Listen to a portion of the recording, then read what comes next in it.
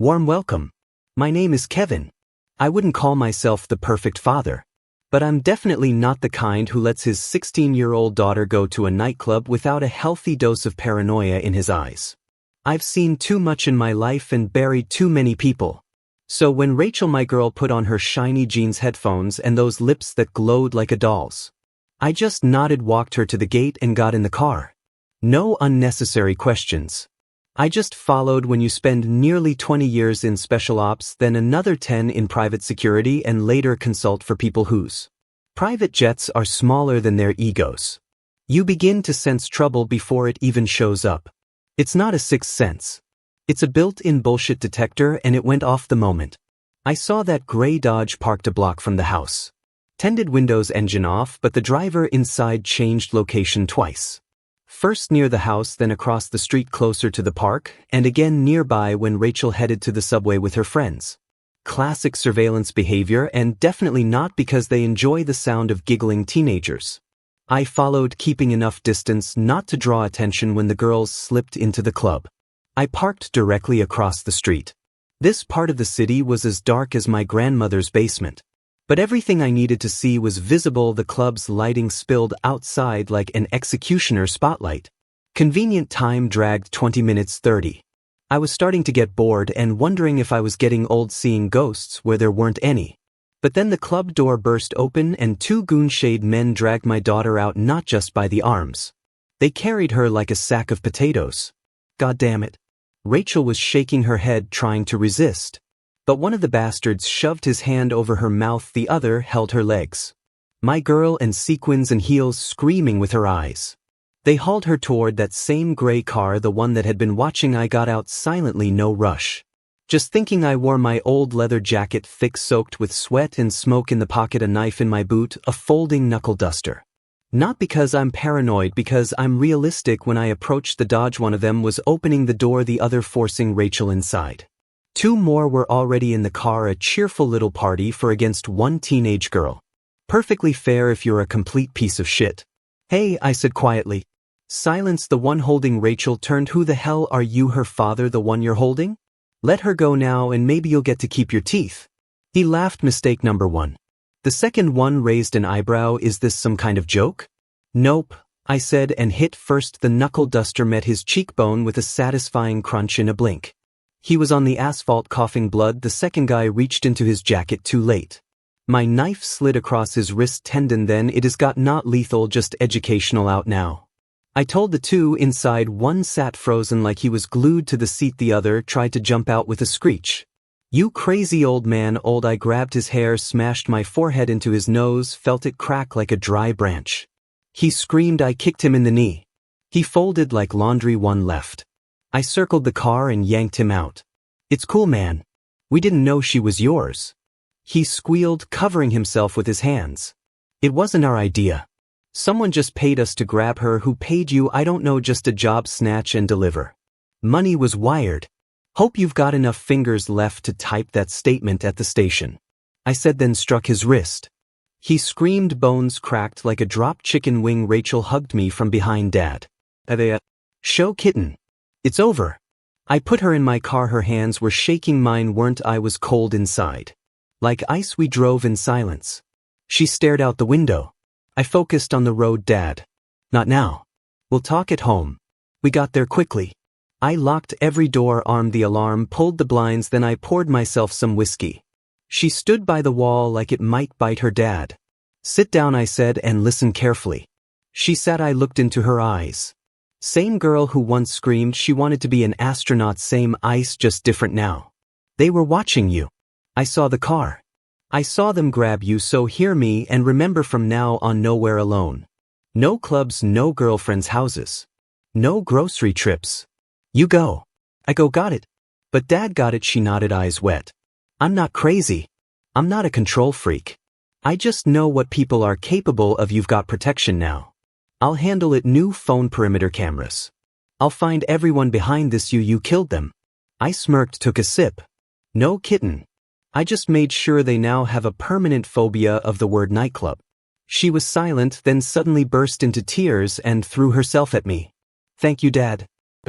Stroked her hair, feeling the fire reignited me. I wasn't just a father. I was a wall. I was a weapon when needed. I was all she had. It's going to be okay. You hear me? She nodded. I added with a grin. Next time someone thinks about snatching my daughter, they'd better check their dental insurance first, Dad.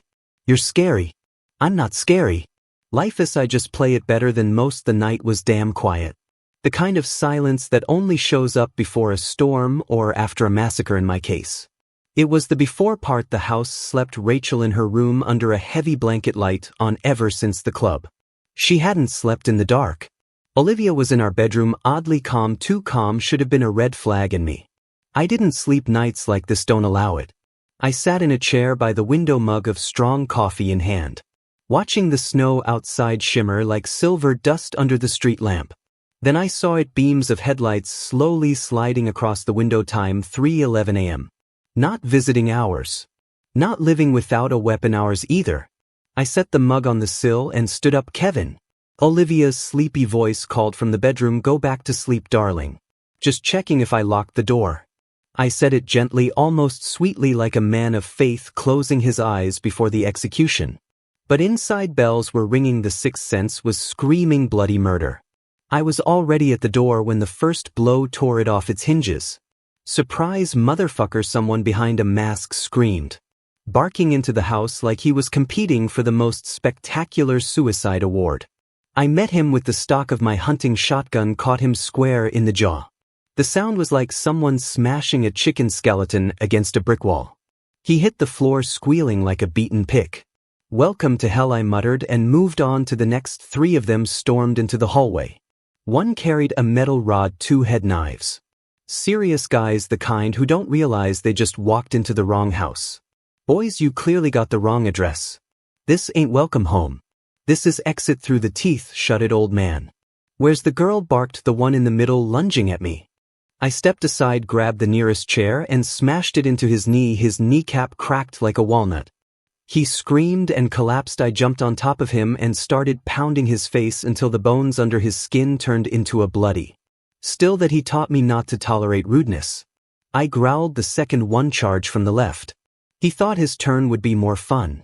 Got an elbow to the throat instead, a sharp shot that sends your airway straight to the ER. He buckled. I grabbed his hair and slammed his face into the wall twice. On the third hit, he stopped moving. The third guy just stood there, trembling, waving his knife like it was supposed to say, come on, old man. I'm not like them. Want a chance? I asked. He nodded. I tossed him a knife handle. First, take it one-on-one. He caught it, smiled. Idiot. I reached under the couch and pulled out a short crowbar while he was glancing from the knife to me. I drove it right under his ribs slowly with pressure. His eyes widened like headlights on a truck right before impact. To trusting kid.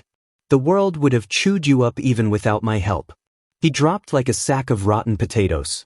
I caught my breath. 3 bodies, one of them still groaning, almost a body, and then I heard it. Footsteps. Bare feet, fast, coming closer.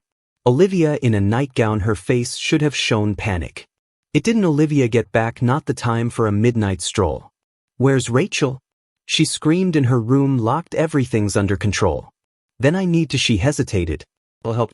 No, grab Rachel and leave now. I turned to finish off the one still trying to get up. I leaned over. Whack, pain in my head.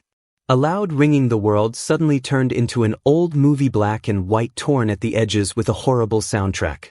I collapsed. I heard someone laughing. That's it. Hero, a voice. Her voice. Olivia, you, I croaked. Are you serious?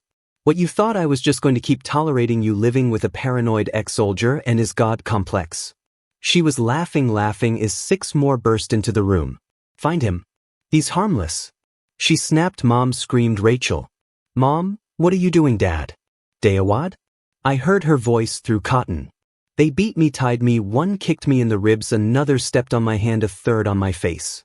Shut him up, one of them barked. Old dog's been howling too long.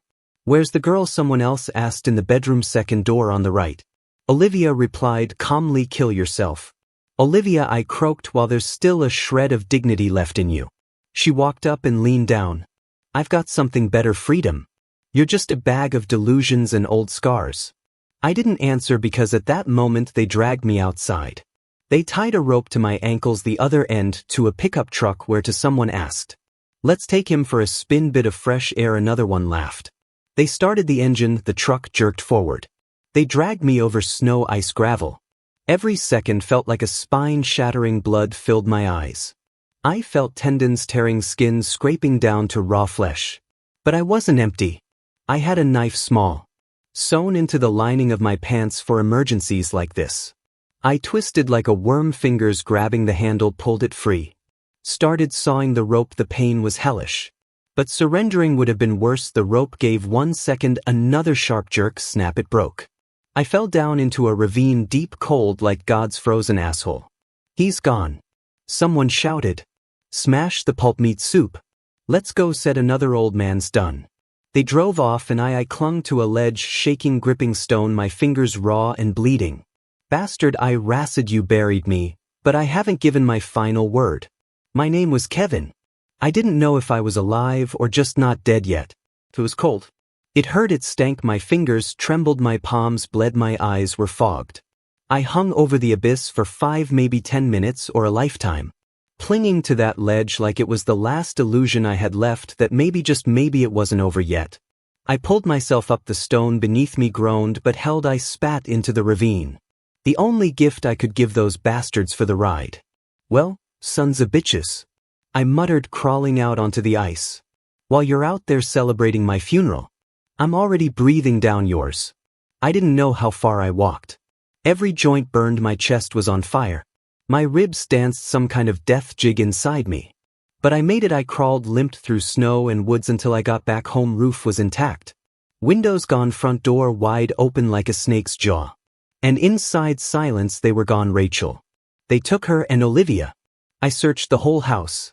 Footprints on the floor, blood stains, overturned furniture in the bedroom, on the nightstand, her bat, my blood. Her fingerprints on the wall, a photo from our wedding hung crooked. I took it down. Looked at it, me and her, happy back then before she sold her soul. I threw the frame at the wall, the glass shattered. You're quite the actress, Ollie, I said aloud. Oscar-worthy performance, wife of the year, but there was no time for tears or questions. Just one instinct left, the kind buried deep in every predator. Find and recover, and on the way make hell great again. I went down into the basement. Hadn't been there in 6 years. Dust, the smell of iron oil, and something long forgotten in the corner, steel chest. I punched in the code, clicked the lid, opened. Old friend, a heavy duffel inside. Everything you need to make a night unforgettable. Glock 17 with 2 mags. Beretta with a suppressor, a set of tactical knives. 2 smoke grenades and 1 real one. Ballistic vest, gloves, headlamp, and my metal sole, my knuckle duster. Old is regret. I stripped down, clean my wounds. Vantage my ribs, had to stitch up my side on my own. The needle was dull, best moment of the day. Then I got into the old SUV, my fishing vehicle, no GPS, just rage in the engine block. Where to? There was only one place in the city where all the trash gathered, those who didn't give a damn about the law, kids. Or basic humanity, the boneyard, an old auto shop on the edge of town, now a biker bar. Drugged in and sewer pit for every piece of leather-clad scum. If there were whispers about fresh girls anywhere, it would be there. I pulled into the lot. Headlights cutting through the darkness to reveal a handful of smoking lowlives and a rusted chain holding up a sign that read open or else. Open, lovely. I muttered, stepping out. Inside looked like a scene straight from a movie about terrible decisions. Dim lighting, the stench of cheap whiskey, shouting, laughter, someone screwing in the corner. Someone else asleep, face first in a bowl of chili, and in this hellhole, music loud, tasteless. I walked up to the bar, the bartender fat with a greasy braid he clearly considered a fashion statement. Didn't even turn. Beer only if it comes with the address of the brothel where you're sending the girls, I said, placing a knife on the counter. He froze, looked at me through the mirror. Is this a joke? Do I look like a stand-up comedian? You look like a corpse that hasn't figured it out yet, growled a voice behind me. I turned. 15 guys.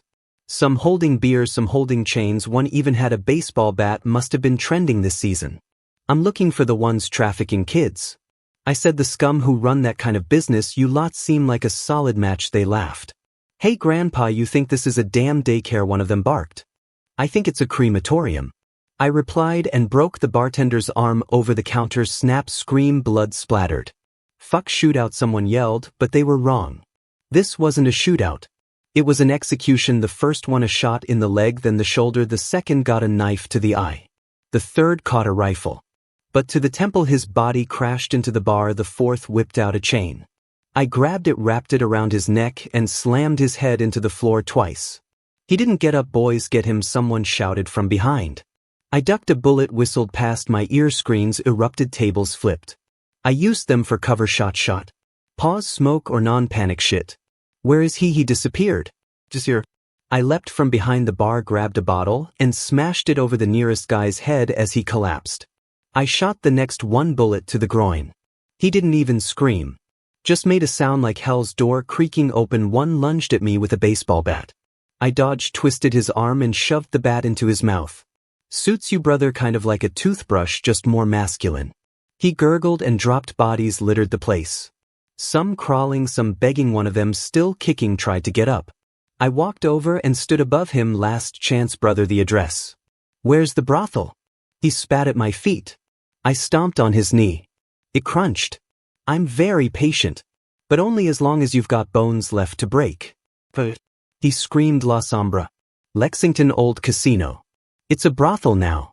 They bring girls in vans with Virginia plates. I wrote down the address. Thanks. You've been incredibly helpful to the cause of justice. You said you'd let me live. I lied, especially to bastards. The bullet ended his begging. Silence, smoke, the smell of blood and whiskey. I stood in the middle of the rec bar. Bodies everywhere, pools of red, cracks in the floor and in skulls. Great place for a drink. They said it'll be fun. They said. I stepped outside. Cold air slapped me in the face. I opened the Jeep door, check, my pistol loaded. The second. Lexington. Hold on, daddy's coming. The road to Lexington was emptier than the conscience of the men. I was about to visit the Cardivar, the miles, while I devoured cigarettes, even though I quit 7 years ago. Each drag felt like a rollback to an older version of myself, the one I'd sealed in an iron box long ago. But today that box was wide open and everything inside had stepped out. The old casino. La Sombra squatted in an industrial wasteland like a monument to human filth. The facade was decayed, the sign flickering. Windows blacked out. Outside, 2 vans, a couple of black Tahoes, and 3 guards, one smoking, one sitting in a car.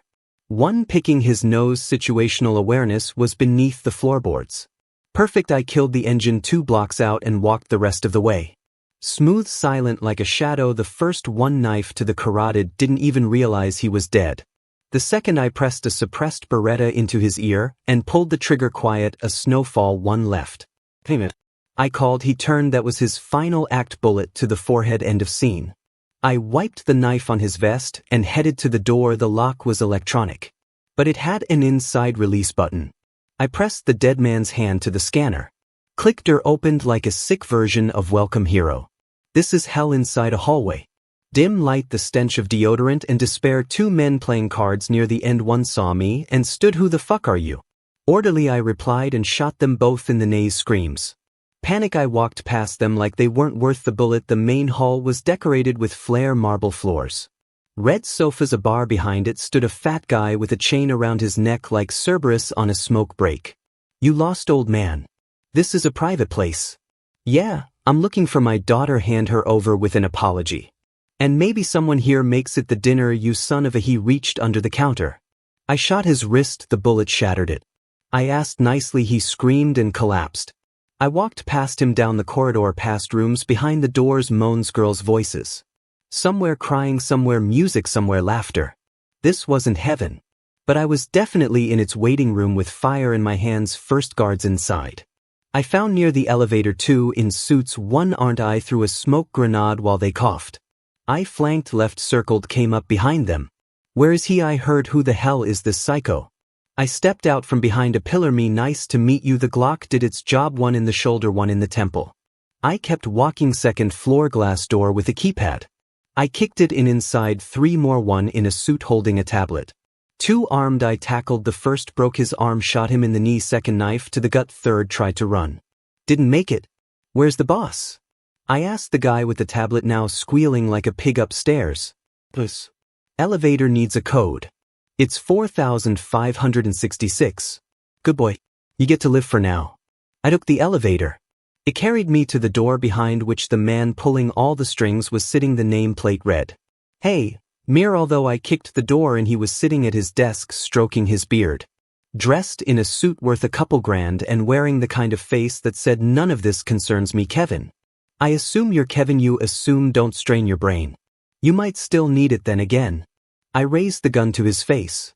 Where's the safe? He turned pale, stood up, walked to the wall and pressed a panel. It slid aside. A safe code.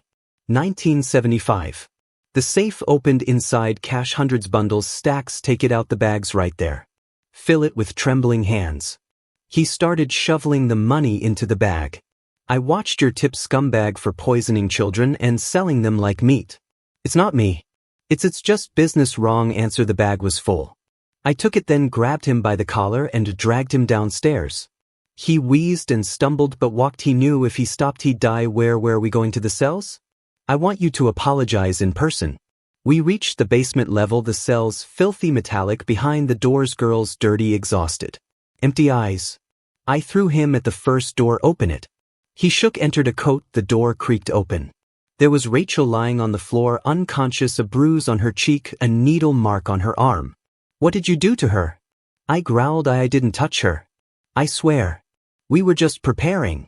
She was scheduled for tomorrow. Pray that's true. I lifted my daughter into my arms. Her breathing was shallow, but steady now. The others. Open them, all of them. He began opening cell after cell. The girls stepped out, some crying, some frozen in fear. There, he whispered, all of them, the money, give it to them, each one with an apology. I pressed the barrel to his groin. 1, 2.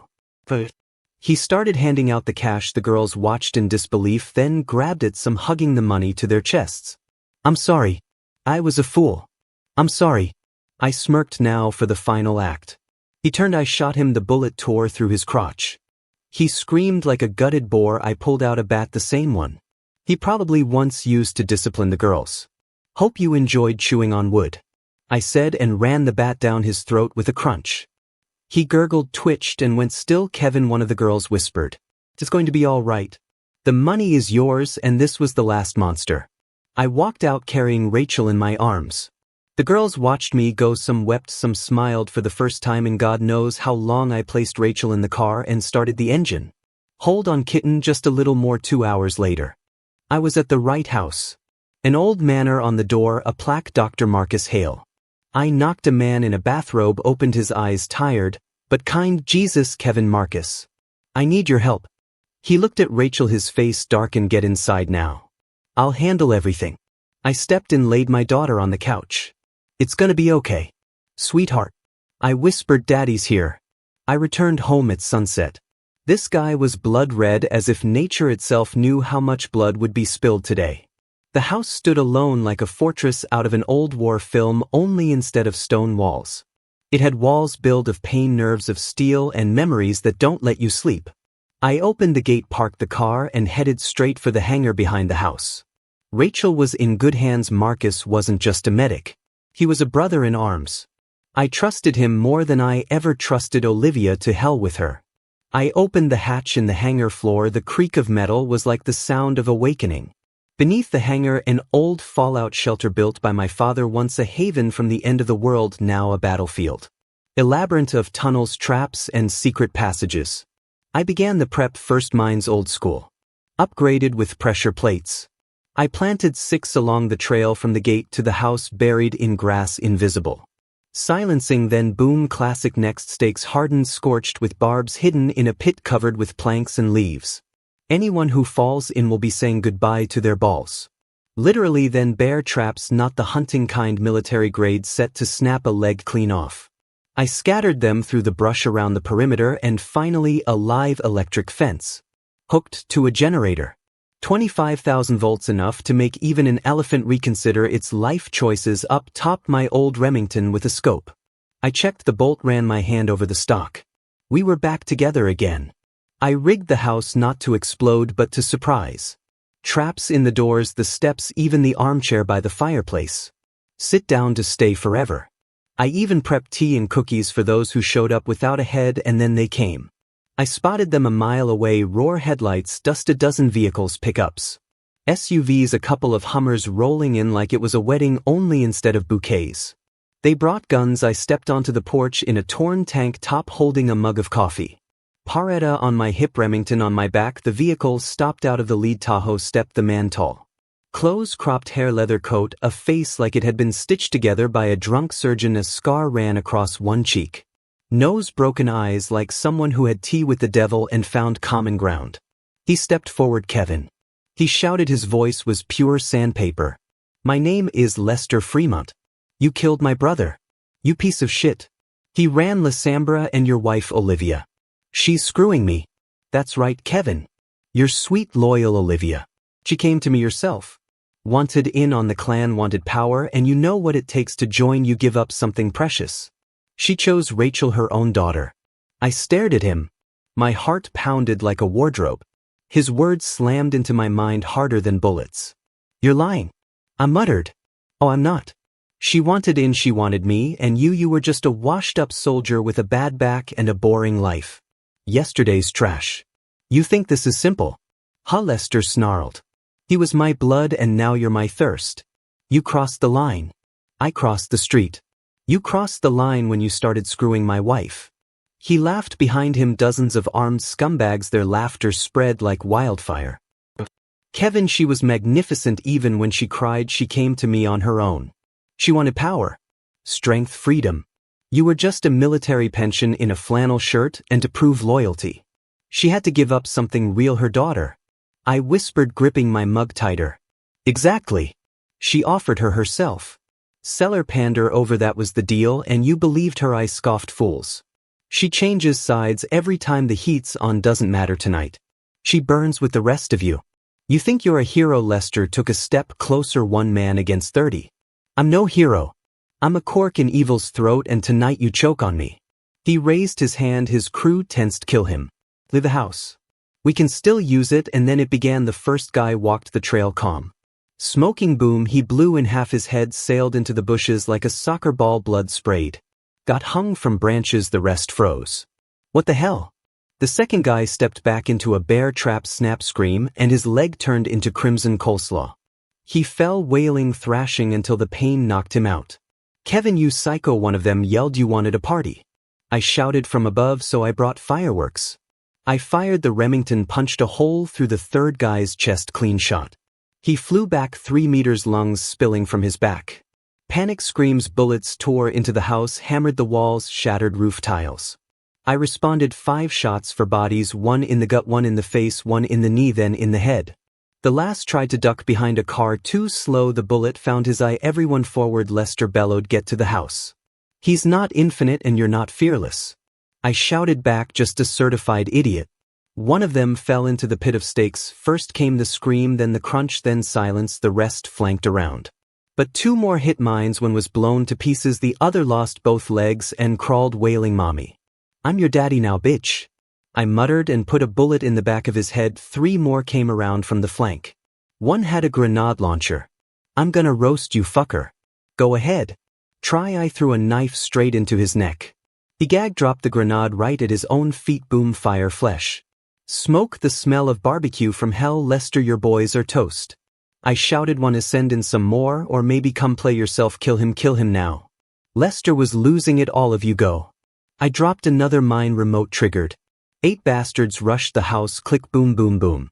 3 disintegrated instantly. 1 flew upward like a rocket. Another lost his arms. The third, well, he simply stopped existing like he'd never been born. The rest started backing off, firing wildly in all directions.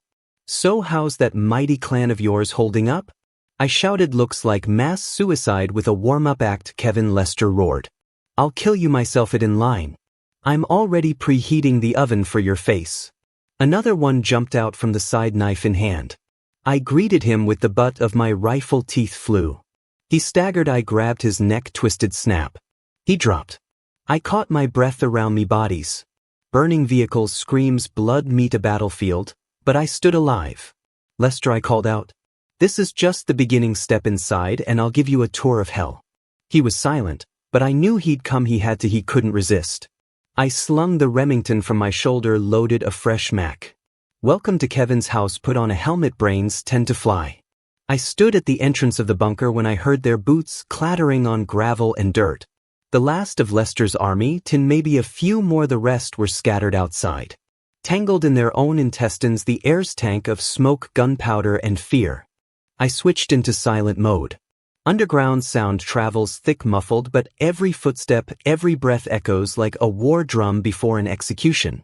I knew these tunnels better than I knew my ex-wife, and unlike her, they had never betrayed me forward. Lester yelled from somewhere above. He's cornered like a rat in a hole. I grinned. Blush. I'm the kind of rat that eats snakes. They descended loud. Cocky with flashlights, one even played music from a speaker. You hear me, motherfucker, someone screamed. We're coming to get it. Click. First mine boom. He became a fountain of blood, flesh sprayed across the walls like someone popped a can of stew from the inside. Screams, chaos. What was that, a mine? Someone shrieked. He booby-trapped the labyrinth. Yeah. What did you think? I was waiting here with cupcakes and champagne. I muttered, crawling through a side passage with a silence pistol in hand. The next one stepped into a bear trap. The sound was like a camera shutter, except instead of a flash, it was a detonation. The jaws snapped shut like a wolf's mouth, his legs shut off like a popped cork. He screamed so hard my teeth ached. Help me out of here, be thankful. You didn't step in head first. I whispered, moving on. 3 of them pushed into the main corridor, narrow concrete ceiling laced with rebar. I hit the switch, clank. Schlunk, thud, the pendulum trap activated, loaded with spikes, bolts, and rusted blades. Straight out of a carpenter's nightmares, one lost his head, another got his ribcage split in half, the third. Well, he wouldn't be using the men's room again. Oh God, mommy. What is it with you guys and your moms? I muttered, every second one's crying for her. Are you him in or kindergarten dropouts? For try to circle around through the tunnel. I nicknamed Oblivion narrow. Is Lester's skull darker than what's inside it? I'd rigged trip wires knee-high. Anyone who stumbled and became hamburger the first tripped, second went down behind him. Third fire blindly and shot the fourth in the ass. I added my touch from above, tossed a Molotov cocktail right down the shaft. Whoosh, boom, screams, they burn like kebabs on an open flame, only with more screaming in the stink of roasting human flesh. I'm burning. Aya, take your shirt off. I'm humbled. It's summer after all, makes sense. I knew there weren't many left, 6, maybe 5, they started whispering, nervous. We have to keep going. It's all just tricks. He's only one guy. It's a trap. He's turned this place into fucking hell. I don't care. I'll find him. I'll carve him up. Motivation's nice. Especially when a guy runs straight into the screamer's corridor, my nickname for a hallway rigged with metal spikes that trigger on motion. He ran and the spikes got to work, first the shoulder, then the back, then under the knee. He held but kept going, then the ceiling dropped, a plate of sharpened bolts moving with meat grinder speed. He became a jigsaw puzzle in 4 seconds. Hope you left a will, I whispered. I moved on, only the stubborn ones remained. One of them, a giant in a bandana, shotgun in hand, nicknamed Razor Kevin. I know you're in here somewhere, come out, bastard. I'll blow you to hell, you should have turned at the last junction. I muttered, pressing the floor pedal at my feet. Click, from above, a steel cylinder dropped, tied to a weight and a hooked cable. The hook tore through his thigh and yanked sideways, ripping out a chunk of meat the size of a pizza. He collapsed, fired blindly. I jumped down from above and finished him with a knife to the throat. Razor. You're more like a dull spoon. The rest began to crack. Lester. We have to get out. We're all gonna die. Shut up, Lester roared. It's just one man, one fucking man. You're shouting so loud. I'm tempted to come out just to give you a head start. I said loudly, 10 meters while you run. I'll be picking which need to shoot first. They panicked. One fired at a wall, stones crumbled, another ran right into a tripwire. Boom, head one way, legs the other, torso dead center. That left Lester and one last guy. The last, some kid with a chain and a machine gun following Lester, glancing around like a rabbit on a minefield. Find him, Lester screamed. He's here somewhere. Maybe we shouldn't, the kid whimpered. $500,000 for his head. You idiot, my life's worth more. I waited until the kid stepped forward, step, and then in glass. Under his boot, a click, below, trapdoor. He fell straight down onto the stakes, barbed, sharpened, laced with poison. His scream lasted all of 2 seconds. Well, Lester, I said, stepping out of the shadows, looks like it's just you and me now. He turned slowly, hands trembling, covered in blood, not his own, his face pure horror. You're not human, no argument there. I'm retribution. He was alone. Staggering like a drunk in the dark, trying to make sense of where all his invincible men had gone. Where were the will kill you Kevin chants now, the grenades, the rifles, the bravado, and the shrieking? I walked behind him, steady, deliberate. I wore a vest lined with knives, and on my back my old military bell, silent. Reliable, unlike words, arrows don't lie. Lester stumbled out of the tunnel, weaving.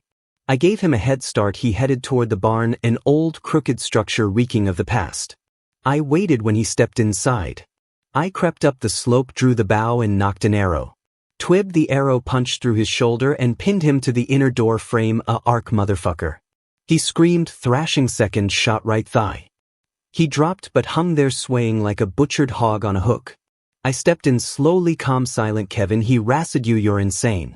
And you're dead, not much of a difference. I said, pulling off my gloves. But you still have a chance to die usefully. Address. W would address where she is. He understood, blinked. I pressed his head against the wall. Where is Olivia? Oh no. She said she was heading to an estate near St. Joseph. There's a base there, a house with a red roof, old hangar on the south side. Guards. How many? 5, maybe 6. They're not expecting anything. They think you're dead. I nodded, appreciated. I drew my knife. Old habits die hard. Cuck quietly, but today there was no need for quiet. What are you doing? Taking the last pathetic thing you've got. What? No, wait. We can make a deal. I already made a deal with the truth. And then I slid the knife beneath his ribs, slowly lifting. He choked. First the sound, then the blood. I pulled out his heart, still warm, still beating. I dropped it at his feet. Say hi to your brother. Now you're both heartless. And I left St. Joseph. I'd been there 20 years ago, a place where they make wineberry sins and kill slowly. Fitting for a finale. I arrived at sunrise. The sun was just breaching the horizon when I stood atop the hill, looking down at the old estate with the red roof. Surrounded by a barbed wire fence, guards smoking at the entrance. Cameras, floodlights, dogs, a fairy tale minus the happy ending. I activated the thermal scope. 6 bodies, 3 on the veranda, 2 near the hangars, 1 inside kitchen, most likely having breakfast. I descended, flanking right through an old vineyard. 1 guard was standing near the fence, sipping coffee from a thermos. I approached silently. What? He began. Breakfast in bed. I whispered and drove my knife into his neck. His coffee spilled as he drowned in blood. I took his rifle, but to my shoulder, safety off, moved on the second notice. The first was taking too long. David, where the hell are you? I sprang from the bushes and fired bullet to the eye. No last words. The rest heard it. Panic broke out. 1 dashed for the front door, another ran toward the hangar. I shot the runner in the leg. He fell. I finished him with the rifle, but the remaining 3 opened fire blindly. Code red. He's alive. Surprise. I called out. Hope you don't mind sudden cremation. I threw a smoke or not. Then footsteps. 1 tried slipping out the back, bullet to the chest. Another raised his hands. I didn't know. I'm just security. You're fired. I said, shooting him in the knee. Your medical records heading to the morgue. She was the only one left. Olivia. I approached the front door. Unlocked. She knew she was waiting. I entered. Olivia. I shouted. Time to settle the bill. Gunshots rang from deeper inside. Wild, unnamed, pure panic. Stop. I said, you're not hitting anything. Shooting at your conscience. A bullet was past my ear. I ducked. It hit a gas tank. I knew what that meant. 1 second. A look. Explosion. A fireball consumed the kitchen. Olivia was blasted through the window like a rag doll. I ran outside. The shockwave tore part of the roof off. I watched her body fly in an arc and land right on the perimeter. Pipe squelch. Silence, then a crack. I walked closer slowly. Wordless, her body was impaled, her face frozen in fear, shock. Confusion, as if this hadn't been part of the plan. You wanted to join the clan. Congratulations now. You're part of the scenery. I looked up. This sun was rising. Rest in hell, Olivia. You belong there, and give my regards to Lester's ghost. We left early that morning. The sun had just begun to kiss the horizon when I laid sleeping Rachel in the back seat and shut the door gently. Beside me stood Marcus in that same worn medical robe, holding a cup of coffee and a cigarette. You sure you don't want to stay a couple more days? He asked, wincing. Your ribs sticking out like it's trying to walk away. If I stay, someone else will show up within a day or worse. I might start thinking I deserve a Dad of the Year award. That's a fast track to the psych ward, I said, nodding and shaking his hand. Well, just don't die on the road somewhere. Although if you do, I'll finally have an excuse to steal your pickup. Scratch it and I'll come back to haunt your coffee maker every morning screaming. He smirked. We looked each other in the eye, two men who'd seen too much, who had learned to be silent where others screamed. I got in the car, started the engine, and we drove off.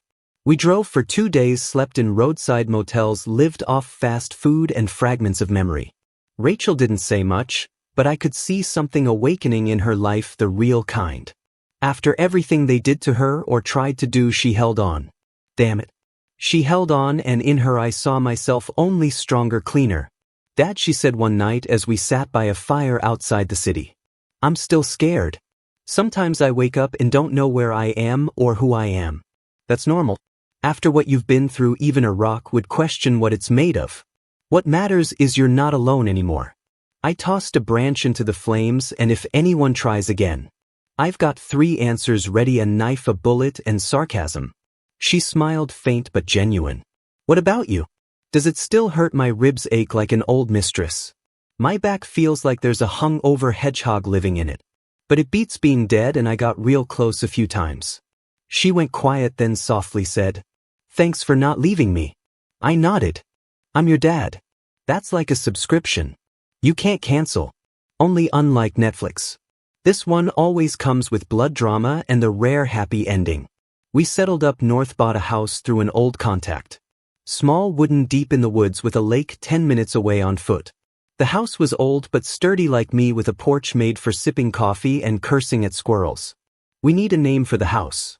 Rachel said on day 3, the Bunker Massacre Part 2. I offered Dad. Fine. How about Pine Haven? Sounds like a hospice, but it's got heart. She smiled again. More often now.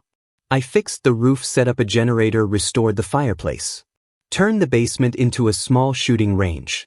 If you're building a new life, might as well keep a rifle close just in case. Rachel enrolled in online courses, psychology. I think played guitar, slept better. No more waking up in panic one night. I heard her laugh and I realized that alone made surviving worth it. A couple weeks in, we went into town to stock up. The store was small but cozy. I moved through the aisles like I was scanning for an ambush in the canned goods section. Dad, Rachel whispered. It's just ketchup, not a spy. That's what they all say until you open it and boom, poison. Or worse, raisins at the register. The cashier looked me over, squinting. You new in town? Nope, I'm old, just really well hidden. She didn't laugh. I nodded, great sense of humor. Your eyebrow didn't even twitch. Rachel snorted behind me as we stepped outside. Well, if the FBI doesn't show up in 3 days, I'll call it a successful adjustment back home. We grilled burgers in the backyard for the first time in ages. I wasn't wearing a pistol under my apron. Just a spatula and seasoning. Dad. She asked, do you really think things will be quiet now? No, I think now we're ready. That's the difference, and if someone tries, like before, I turned to her, dead serious. Then I'll pop open a jar of that mood. It's in the basement between the grenades and the memories. Dad, you are not normal. Exactly why we're alive, baby. Normal folks don't make it in this world. They sign petitions. I signed bullet trajectories. We laughed. A sign hung on our porch. Entry by invitation only, all others targets. We never had to ask anyone to leave. One day, the local sheriff stopped by to introduce himself. He stepped out of his cruiser, saw me sharpening a knife and eyeing him like a medium rare steak. He skipped pleasantries, problems. Nope, won't be any. I nodded toward the garden. The flowers are heavily armed. He didn't laugh either, but he left fast at night. We drank tea. Rachel talked about her lectures, how she planned to apply to university next year. How she wanted to help other girls. I listened. Sometimes I smiled. Sometimes I just watched her and thought, I've been given a second chance. In this house, there are no more screams, only music and the smell of bacon. Do you miss the fight? She asked me once. I paused. Looked at the lake where a duck was paddling, or maybe a drone, hard to tell. I missed the silence after the fight, that moment when you know you did the right thing. Even if your hands are soaked in blood, because the worst thing you can do is pretend nothing happened. So you're a hero? No, I just didn't let them win months past. We took root planned at a tree not because we had to but because shade's useful. Sometimes neighbors dropped by one brought up high. I checked it for mines. It turned out delicious. Rachel got a dog small loud scrappy. She named it Thunder. Why I asked because she's noisy, but mostly just scares people kind of like you. I grouted then she's unworthy of my apron and then one evening sitting by the fire. Tess, will you ever forgive Mom? I stayed quiet for a long time. No, I said, and I don't have to but I forgave myself for not seeing what she was. That's already a win. She nodded. We stared at the flames. So what now she asked now? Just live, no bunkers, no clans, no blood, and if anyone shows up. I cracked open a beer, took a sip and said, I'll open the second basement. It's under the bathtub. Don't tell anyone, not even the duck. Don't ask. It's a long story. She laughed and in that moment I realized that laugh was my greatest trophy. Thank you for your time, and that's the end of my story. Subscribe to not miss more videos like this. And remember, history is a chance to become a better person, and see you soon.